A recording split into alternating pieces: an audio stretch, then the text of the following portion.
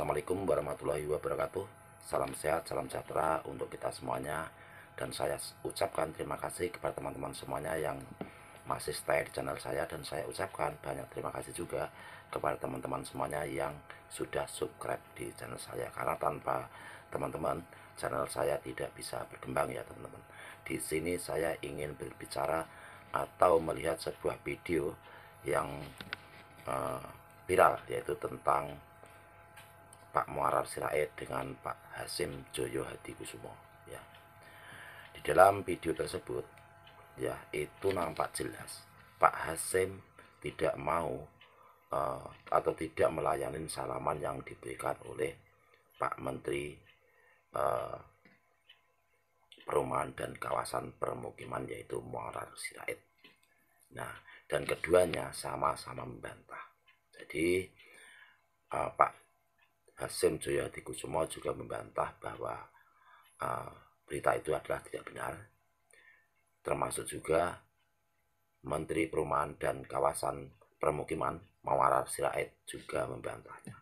Tetapi di dalam video ini sangat jelas sekali ya, bahwa Pak Hasyim tidak mau menjulurkan tangan ketika diajak bersalaman oleh Muarar Sirait ya. Nah, lalu di video ini jelas sekali ya, setelah kejadian itu, sanjungan-sanjungan atau mungkin kalau dalam bahasa kasarnya itu jilatan-jilatan yang dilakukan oleh Menteri Perumahan dan Kawasan Permukiman, yaitu Muarar Sirait, kepada Pak Joyo Hadikusumo atau Pak Hasyim Joyo Hadikusumo itu sangat luar biasa teman-teman. Jadi walaupun keduanya mengatakan bahwa ini adalah hoak, itu adalah tidak benar, tetapi teman-teman semuanya ya, masyarakat kita bisa melihat video itu sangat jelas ya, bahwa Pak Joyo Hadikusumo atau Pak Hasyim tidak mau menjulurkan tangannya atau malah menghindarkan tangannya ketika mau diajak salaman oleh Pak Menteri Perumahan dan Kawasan Permukiman, yaitu Muarar Sirait. Oleh karena itu, mari kita simak videonya seperti ini. Dibohongi terus menerus, saya pribadi, apalagi kakak saya.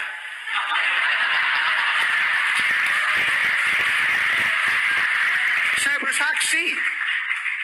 bersaksi, orang terhormat, tidak beretika,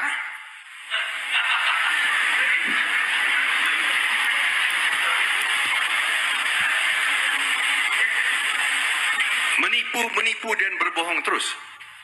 Saya alami A1. Ini bukan katanya, kata Hasyim.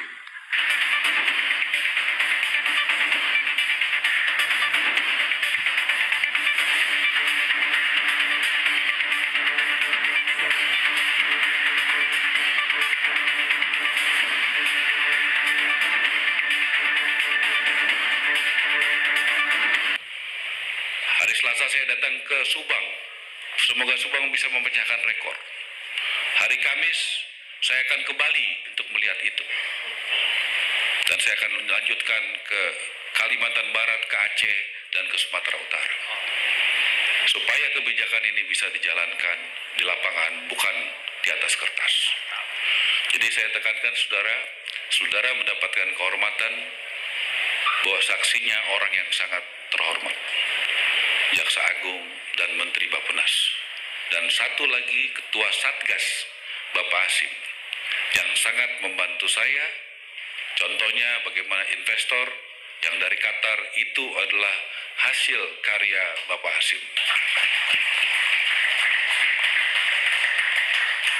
Mari kita jadi bangsa yang sportif, yang menghargai kelebihan orang lain, menghargai bantuan orang lain, karena kita tidak ada yang bisa jagoan dan kerja sendirian. Ya, Presiden Prabowo sudah memberikan kehormatan kepada saya.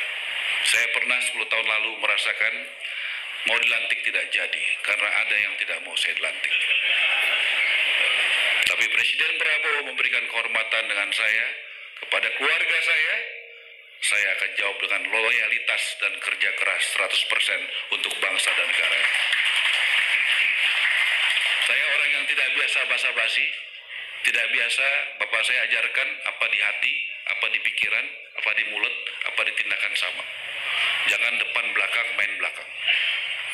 Bapak-bapak, sebelum saya terima, saya laporkan Pak Hasim, Bapak Jaksa Agung dan Menteri Bappenas, dari 8 hanya 1 Pak Fitra yang dari dalam. Saya masih akan lantik 6 lagi. Ya. Saya juga ingin percaya dengan birokrasi yang ada di dalam. Saya ingin tunjukkan kementerian kita juga bisa bekerja keras, bekerja bersih. Saya rasa saya satu-satunya menteri yang nanti dari 14 eselon 1 paling banyak 3 dari dalam.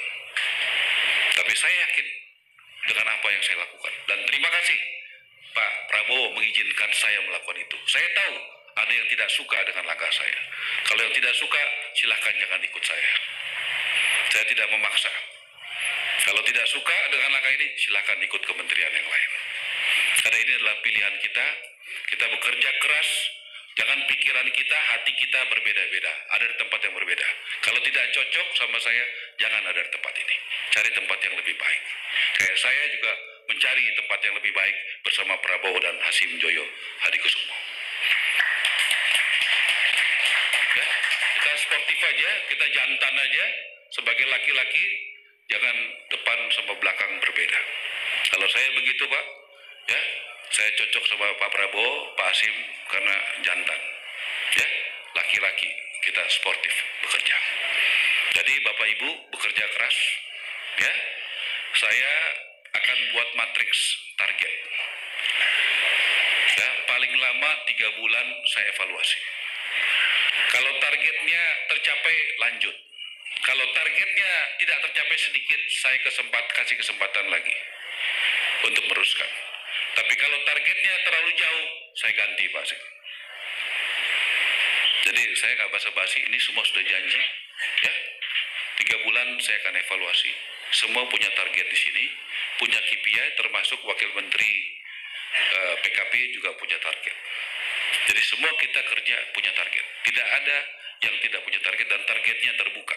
Semuanya tahu. Teman, kalau saya melihat atau menonton dari pidato Pak Menteri ini ya, bahwa Maral Sirait ini adalah, menurut saya sih, ini karakteristiknya hanya mencari posisi dan posisi. Ketika mereka sebelumnya bekerja atau ikut salah satu partai dan tidak mendapatkan posisi, akhirnya mereka pindah ke sini, pindah ke Partai Gerindra notabene.